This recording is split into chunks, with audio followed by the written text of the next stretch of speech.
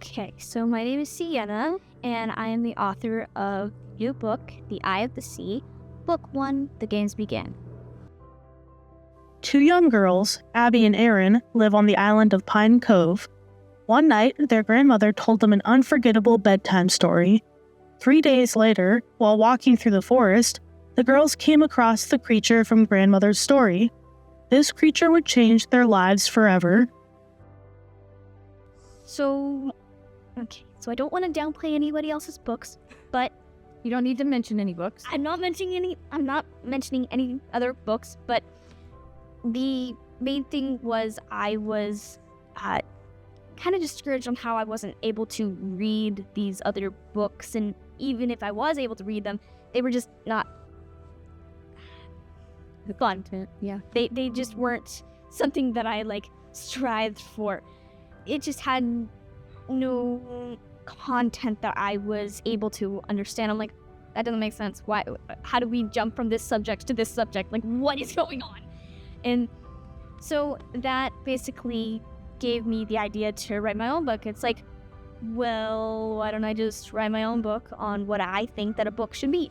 And even I enjoy my book, even though I know everything that it's going to say, and it's just fun to just look through my book. I'd say the most rewarding part is seeing the curiosity and joy that it brings to the readers, and knowing, like just holding the book for the first time was like seeing something that I created that had really come to life, and the illustrations that we created are just so beautiful. So I have dyslexia, which has been my main challenge with reading and even writing, and that was the main thing that deterred me from books, because they seemed scary so far as I would get very frustrated with the fact that all the other kids my age could read perfectly and write perfectly, but I just, the letters would jump on me and change shape.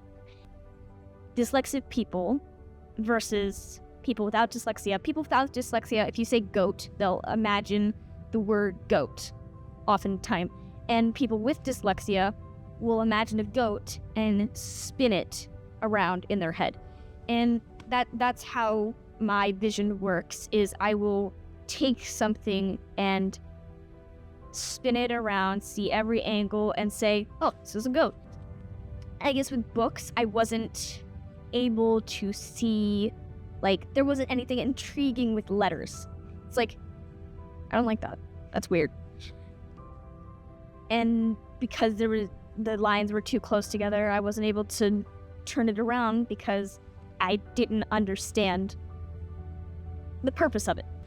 But now I understand that dyslexia gives me an ability to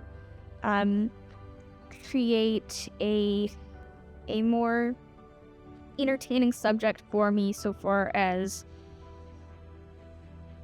the way that we printed out the book, making it dyslexic friendly. The book is strategically printed to feel good to read. The cover is matte, warm, and inviting, and all pages are printed in a cream color. The book uses Source Sans Pro, a sans serif font, size 12-point, 4% character spacing, left alignment, not justified, line spacing 1.5x, and 6-point spacing after paragraphs. When I read it, I'm able to take the corners, look at it, and be able to understand the meaning of these different words. So, with my advice for other people that want to become authors is to not give up, to not do it for other people, do it for yourself in a way that you will be pleased. And whether or not other people are pleased, it doesn't mean anything. If there are naysayers, it's like, whatever. They're displeased. That's them. That's their opinion. It doesn't mean that the book is bad. It just means that they think it's bad. And you just have to find the way that you learn.